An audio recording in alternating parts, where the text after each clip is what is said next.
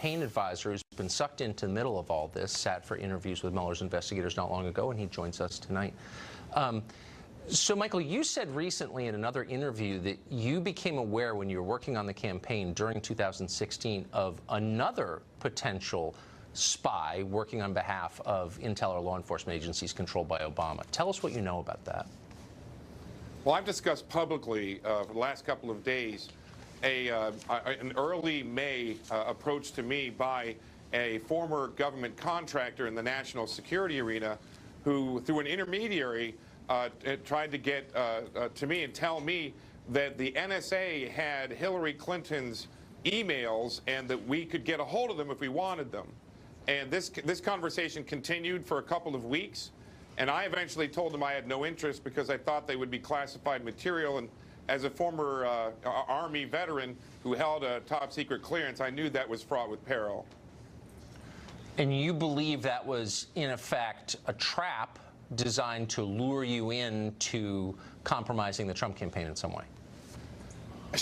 I'll tell you what, Tucker, for 2 years, I didn't know what it was. I gave the information to the House Intelligence Committee, the Senate Intelligence Committee, and the Mueller investigators when I sat with them 2 weeks ago or 3 weeks ago, and they didn't seem the least bit interested. I didn't know what to think of it. 2 years, I scratched my head. The intermediary, who's an old friend of mine, we talked about it over dinner dozens of times. We couldn't figure out what it was.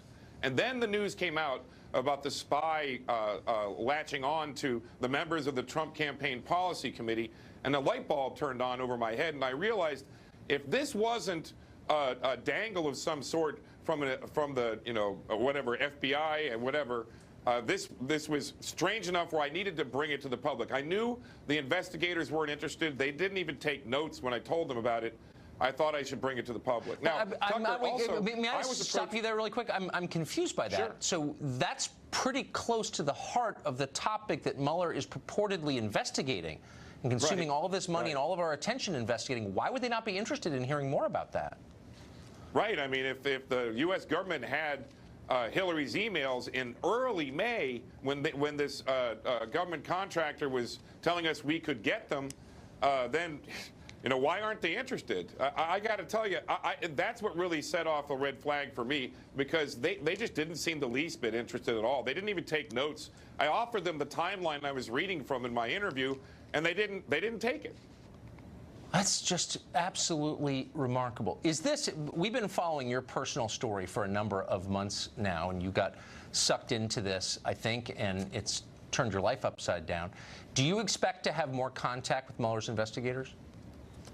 Well, I brought this to the public just the last couple of days, and there's another approach to me that was done in late May, or the last half of May, by somebody who I believe was organized by the investigators. I can't talk about it on television because I think, the Mueller team wanted to talk about it a lot, so much that I think they sounded like the authors of it.